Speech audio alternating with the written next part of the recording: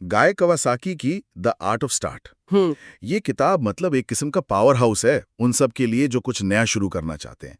Startup हो, छोटा business हो या ऑफिस में नया प्रोजेक्ट। हाँ बिल्कुल, सिर्फ रूल्स नहीं है इसमें, ये एक पूरा माइंडसेट है। एग्जैक्टली। वेलकम टू सुनो सोचो समझो। आज हम इस किताब के कुछ बुनियादी उसूलों को समझेंगे और ख़ास तौर पर ये देखेंगे कि ये हमारे पाकिस्तानी माहौल में, रोजमर्रा जिंदगी में, कारोबार में। हाँ, यहाँ तक कि दोस्तों के साथ चाय के ढाबे पर जो प्लानिंग होती है वहाँ कैसे काम आते हैं। एक किस्म का मोटिवेशनल सफ़र है ये, प्रैक्टिकल कदम भी है। बिल्कुल। और कवासाकी का स्टाइल बहुत डायरेक्ट है, सीधा पॉइंट पर। वो कहते हैं कि अजीम आइडिया सोचने से कहीं ज्यादा जरूरी है उन पर अमल करना। ख्याली पुलाव पकाना आसान है। हाँ, असल काम उस ख्याल को हकीकत बनाना है। आज हम इसी आर्ट को एक्सप्लोर करेंगे, देखेंगे कि ये पाकिस्तान में कैसे अप्लाई होता है। यहाँ के अपने यूनिक चैलेंजेस हैं और माशाल्लाह अपॉर्चुनिटीज भी। तो सबसे पहली बात जो फौरन दिमाग में आती है वो है बस शुरू करें। कवासाकी कहते हैं गेट गोइंग। सुनने में बहुत सिंपल है, लेकिन शायद सबसे मुश्किल कदम यही है। सच में। हम में से कितने लोग हैं जो परफेक्ट प्लान के इंतजार में या सही वक्त के एनालिसिस पैरालिसिस में फेस रहते हैं। वो मशहूर कहावत है ना, सोचता ही रह गया। हाँ हाँ, वो दोस्त जो हर मुलाकात में अपने रेवोल्यूशनरी बिजनेस आइडिया का बताता है। और साल गुजर जाते हैं, पहला प्रोटोटाइप भी नहीं बनता। कर पाते। लेकिन कावासाकी इस गेट गोइंग के साथ फौरन एक और, शायद इससे भी ज्यादा अहम नुक्ता उठाते हैं। क्या? Make meaning. मतलब आप जो कर रहे हैं उसका मकसद क्या है? सिर्फ पैसा कमाना या कोई मसला हल करना है, माशरे में कोई बेहतरी लाना? राइट। जब आपका क्यों, वाई स्ट्रांग होता है तो वो आपको मुश्किल वक्त में हिम्मत देता है। पाकिस्तान में हम देखते हैं बहुत से सोशल एंटरप्राइजेज इसी जज्बे से चल रहे हैं। जैसे सेहत कहानी ने टेक्नोलॉजी यूज करके हेल्थ केयर एक्सेस बेहतर बनाया। उनका मीनिंग क्लियर था। लेकिन यहाँ एक प्रैक्टिकल सवाल उठता है। पाकिस्तान जैसे मुल्क में जहाँ सर्वाइवल अक्सर प्रायोरिटी होती है, क्या सिर्फ मीनिंग पर फोकस करना काफी है? बिजनेस चलाने के लिए रेवेन्यू भी तो चाहिए। जरूर चाहिए। लोग समझते हैं कि सोशल काम करना है तो एनपीओ ही होना चाहिए। क्या मीनिंग और प्रॉफिट साथ चल सकते हैं? ये एक बहुत अच्छा सवाल है और कावासाकी इसी मिसकंसेप्शन को चैलेंज करते हैं। वो ये नहीं कहते कि प्रॉफिट मत कमाइए, बिल्कुल नहीं, बल्कि वो कहते हैं कि अगर आपका मकसद बुलंद हो, अगर आप वाकई लोगों की जिंदगी में वैल्यू ऐड कर रहे हैं, तो प्रॉफिट फॉलो करेगा। अच्छा, इंटरेस्टिंग। मीनिंगफुल बिजनेसेस अक्सर ज्यादा सस्टेनेबल होते हैं क्योंकि उनके कस्टमर्स लॉयल होते हैं, उनकी टीम मोटिवेटेड रहती है। और इस मीनिंग को हमेशा याद रखने के लिए वो कहते हैं मेक मंत्रा, एक सिंपल 2-3 लफ्जों का स्लोगन जो आपके कोर पर्पस को कैप्चर करे। जैसे नाइकी का जस्ट डू इट। बिल्कुल, ये लंबी मिशन स्टेटमेंट से ज्यादा पावरफुल होता है। पाकिस्तान में शायद खादी का फोकस कनेक्टिंग कल्चर्स उनका मंत्रा हो सकता है, या उसके करीब कुछ। ओके, तो पहले मीनिंग डिफाइन करें, फिर उसे एक सिंपल मंत्रा में कैप्चर करें और फिर गेट गोइंग। लेकिन शुरू करने के बाद फौरन चैलेंज आता है, इतने शोर में अपनी आवाज कैसे बुलंद करेंगे? हाँ, कंपटीशन बहुत है। यहाँ Kawasaki the art of positioning की बात करते हैं। आप मार्केट में अपनी जगह कैसे बनाते हैं? आप क्या खास करते हैं जो दूसरे नहीं कर रहे? पोजीशनिंग का मतलब है अपने आप को कंपटीशन से मुख्तलिफ और बेहतर दिखाना, लेकिन सिर्फ अल्फाज से नहीं। कावासाकी कहते हैं बेस्ट, ग्रेटेस्ट, अमेजिंग जैसे अल्फाज ये बेकार हैं। तो फिर क्या करें? कॉन्क्रीट बात करें। अगर आप कहते हैं आपका सिस्टम बेहतरीन है तो इसका कोई मतलब नहीं। अगर आप कहते हैं हमारा सिस्टम पिछले 5 साल में कभी डाउन नहीं हुआ, तो ये कॉन्क्रीट पोजीशनिंग है। Right, facts. या अगर आप एक रेस्टोरेंट खोल रहे हैं तो बेस्ट बिरयानी इन टाउन कहने के बजाय कहें हमारी बिरयानी में 25 मसाले इस्तेमाल होते हैं, या हम सिर्फ ऑर्गेनिक चिकन यूज करते हैं। स्पेसिफिक होना है। ये बहुत इंपॉर्टेंट पॉइंट है। हम अक्सर मार्केटिंग में जेनेरिक क्लेम्स करते हैं। पाकिस्तान में बाइकिया ने कितनी क्लियरली पोजीशन किया खुद को, अफोर्डेबल क्विक बाइक राइड्स, वहां जहां दूसरी ट्रांसपोर्ट ऑप्शंस महंगी या वक्त लेती थी। बिल्कुल सही मिसाल है। या कोई लोकल सॉफ्टवेयर हाउस जो कहता है कि वो यूएस बेस्ड क्लाइंट्स के टाइम जोन में 24/7 सपोर्ट देता है। ये स्पेसिफिक और कस्टमर सेंट्रिक पोजीशनिंग है। और कवासाकी इसमें एक और चीज़ ऐड करते हैं, आपका नाम, ब्रांड नेम, वो भी पोजीशनिंग का हिस्सा है। हाँ, यादगार हो, आसान हो, काम से रिलेटेड हो। बिल्कुल, पोजीशनिंग सिर्फ मार्केटिंग स्लोगन नहीं, ये आपके हर फैसले में रिफ्लेक्ट होनी चाहिए। Product design, customer service, pricing, हर चीज में। ठीक। एक बार आपकी पोजीशन क्लियर हो जाए तो फिर अगला मरहला आता है अपनी कहानी सुनाने का, द आर्ट ऑफ पिचिंग। हम सब हर वक्त पिच कर रहे होते हैं, है ना? इन्वेस्टर्स को, कस्टमर्स को, पोटेंशियल एम्प्लॉयज को, हत्ता के फैमिली को भी जो बिजनेस के लिए सपोर्ट मांगते हैं। एग्जैक्टली। और पिचिंग में कावासाकी का सबसे मशहूर रूल है 10-20-30। यस, ये तो बहुत सुना है। प्रेजेंटेशन में 10 से ज्यादा स्लाइड्स नहीं, ओके। 20 मिनट से ज्यादा बात नहीं, और फॉन्ट साइज 30 पॉइंट से कम नहीं। ये सुनने में सिंपल है, लेकिन इस पर अमल करना डिसिप्लिन मांगता है। पाकिस्तान में अक्सर मीटिंग्स लंबी खींच जाती हैं, प्रेजेंटेशंस में इतनी डिटेल्स होती हैं कि असल मैसेज गुम हो जाता है। हाँ, इसीलिए ये रूल फोर्स करता है कि आप सिर्फ एसेंशियल पॉइंट्स पर फोकस करें। इस रूल के पीछे साइकोलॉजी है। ऑडियंस की अटेंशन स्पैन कम होती है। राइट। आपको फौरन उनकी तवज्जो हासिल करनी है और मुद्दे की बात करनी है। पहले मिनट में क्लियर करें आप क्या करते हैं और क्या मसला हल कर रहे हैं। सिर्फ फीचर्स ना गिनवाएं, बेनिफिट्स बताएं। और क्लेम्स को डेटा से सपोर्ट करें। बिल्कुल। अगर आप कह रहे हैं मार्केट अपॉर्चुनिटी बड़ी है तो नंबर्स दें। अगर कह रहे हैं कस्टमर रिस्पांस अच्छा है तो टेस्टिमोनियल शेयर करें। Facts matter. और ऑडियंस को समझना कितना जरूरी है। इन्वेस्टर्स का एंगल अलग होता है, कस्टमर्स का अलग। जाहिर है, इन्वेस्टर्स रिटर्न ऑन इन्वेस्टमेंट और रिस्क देखते हैं। कस्टमर्स देखते हैं उनका मसला कैसे हल होगा। फैमिली शायद स्टेबिलिटी देख रही हो। आपकी पिच हर ऑडियंस के लिए टेलर होनी चाहिए। और बिजनेस प्लान के बारे में क्या, वो लंबे चौड़े प्लान्स? हाँ, कावासाकी कहते हैं उनका जमाना गया। एक short 20 pages max practical plan बनाएं जिसका एग्जीक्यूटिव समरी इतना कंपेलिंग हो कि लोग पूरा प्लान पढ़ना चाहें, और फाइनेंशियल प्रोजेक्शंस रियलिस्टिक रखें। हाँ, वो हॉकी स्टिक ग्रोथ कर्व्स जो सीधी ऊपर जाती हैं। उन पर अब इन्वेस्टर्स कम ही यकीन करते हैं। रियलिटी चेक जरूरी है, खास तौर पर पाकिस्तान में जहां मार्केट डायनामिक्स थोड़ी डिफरेंट है। सही। लेकिन प्लान और पिच तभी काम आते हैं जब आपके पास कुछ दिखाने को हो। अक्सर शुरुआत में रिसोर्सेस कम होते हैं। यहाँ कावासाकी की आर्ट ऑफ बूटस्ट्रैपिंग काम आती है। कम पैसों में गुजारा करना और हर रुपए की वैल्यू निकालना। बूटस्ट्रैपिंग तो पाकिस्तानियों के खून में है। हम जुगाड़ के माहिर हैं, है ना? वो तो है। इसका मतलब है शानो शौकत पर फोकस ना करना, फैंसी ऑफिस की बजाय प्रोडक्ट डेवलपमेंट पर पैसा लगाना। सेल्स खुद करना बजाय के शुरू में ही डिस्ट्रीब्यूटर्स रख लेना। वो कहते हैं गो डायरेक्ट। हाँ, टीम छोटी रखना, अंडर स्टाफ और नॉन कोर काम आउटसोर्स करना। बेसिकली फॉरम पे नहीं, फंक्शन पे फोकस करना। ये माइंडसेट बहुत जरूरी है, खास तौर पर जब फंडिंग मिलना मुश्किल हो। जैसे पाकिस्तान में अर्ली स्टेज में अक्सर होता है। बिल्कुल। बूटस्ट्रैपिंग डिसिप्लिन सिखाता है। आपको क्रिएटिवली सोचना पड़ता है। कावासाकी एक और स्ट्रैटेजी बताते हैं, position against the leader. Market leader के मुकाबले में अपनी नीश ढूंढें। कैसे? शायद आप सस्ते हैं या ज्यादा स्पेशलाइज्ड हैं या बेहतर कस्टमर सर्विस देते हैं। कोई ना कोई एंगल होता है।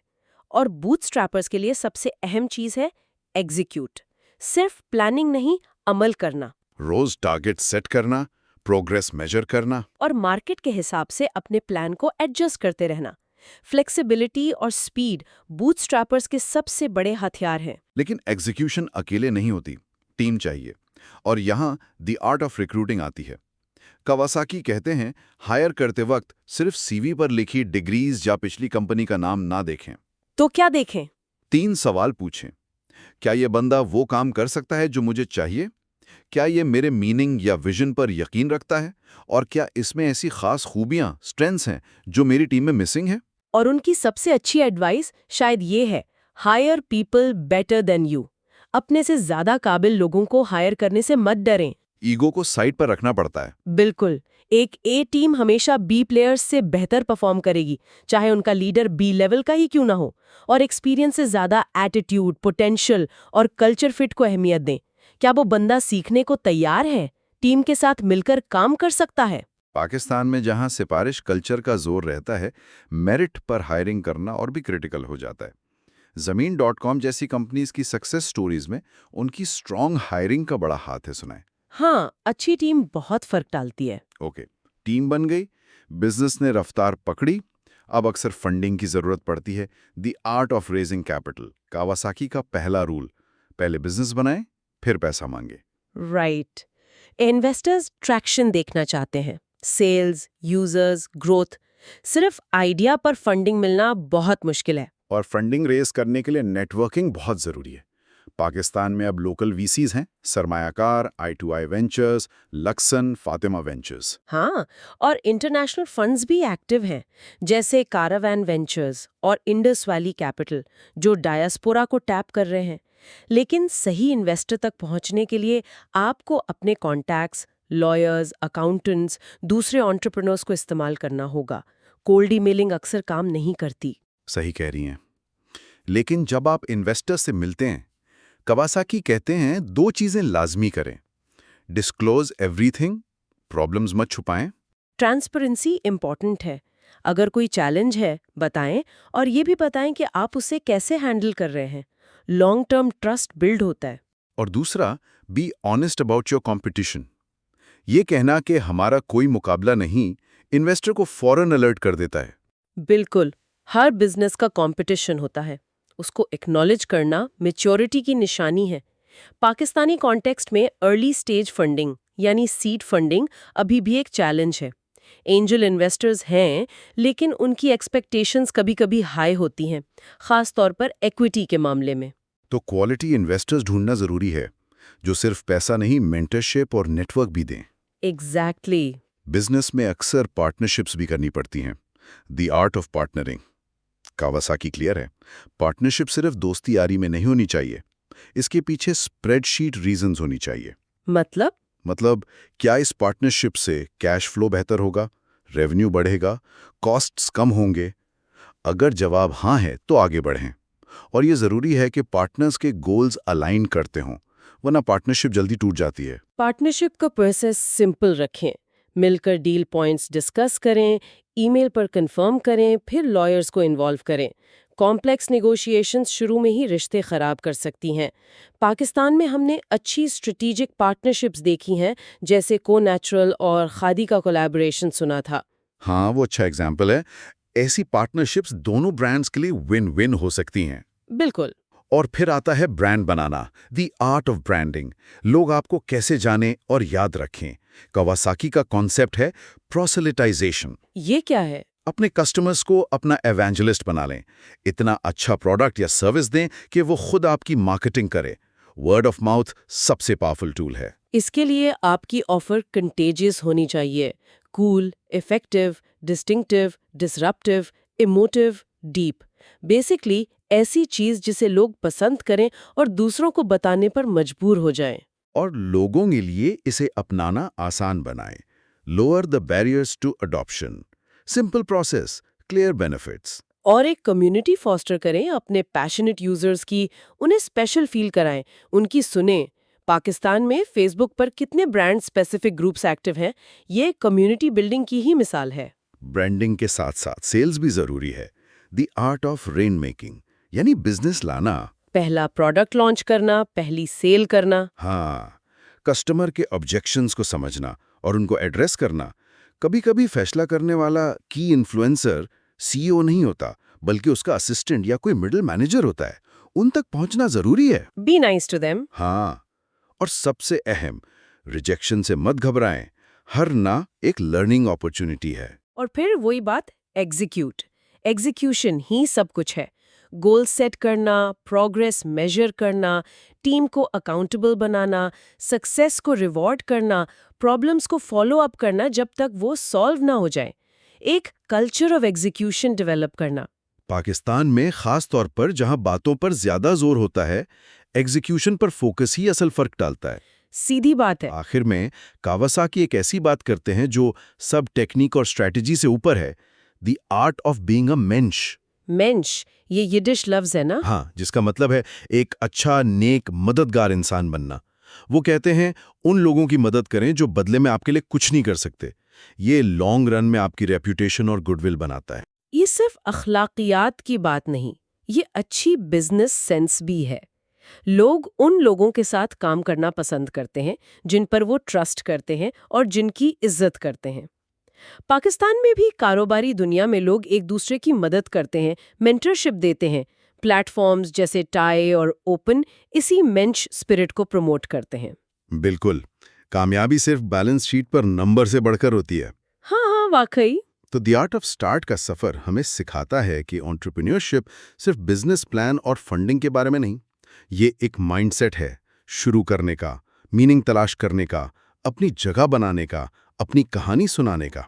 कम रिसोर्सेज में ज्यादा करने का, सही टीम बनाने का, पार्टनरशिप्स करने का। और सबसे बढ़कर एक अच्छा इंसान रहते हुए कामयाब होने का। हमने देखा कि ये प्रिंसिपल्स सिलिकॉन वैली के लिए ही नहीं, हमारे पाकिस्तानी कल्चर और चैलेंजेस के अंदर भी कितने रेलेवेंट हैं। बिल्कुल। ये कोई फिक्स्ड फॉर्मूला नहीं, ये एक आर्ट है जिसे आपको अपने यूनिक हालात के मुताबिक अडाप्ट करना होता है। पाकिस्तान का एंटरप्रेन्योरियल लैंडस्केप इवॉल्व हो रहा है, बहुत पोटेंशियल है, लेकिन चैलेंजेस भी हैं। Regulations, funding access, market complexities, इन उसूलों को समझना नेविगेट करने में मदद दे सकता है। तो इस गुफ्तगू के इख्तिताम पर सुनने वालों के लिए एक सोच, कवासाकी के इन प्रिंसिपल्स को जहन में रखते हुए वो कौन सा एक छोटा मैनेजेबल कदम है जो इसी हफ्ते उठाया जा सकता है किसी अपने आइडिया को, किसी प्रोजेक्ट को या किसी ख्वाब को हकीकत के करीब लाने के लिए। हाँ, वो पहला कदम। चाहे वो सिर्फ पहला फ़ोन कॉल हो, पहला स्केच हो या किसी से मशवरा लेना हो। पाकिस्तानी चैलेंजेस अपनी जगह, लेकिन क्या गेट गोइंग के लिए तैयार हैं? इस पर गौर कीजिएगा। शुक्रिया। शुक्रिया। अगर आपको हमारा ये वीडियो पसंद आया हो तो बराह करम इस वीडियो को लाइक, शेयर और सब्सक्राइब करें। अपने ख्यालात और इस मौजू पर अपनी राय कमेंट्स में ज़रूर दें। अगर आप चाहते हैं कि हम मुस्तकबिल में किसी और मौजू पर वीडियोस अपलोड करें तो वो भी हमें कमेंट्स में बताएं। आपकी राय हमारे लिए बहुत अहम है।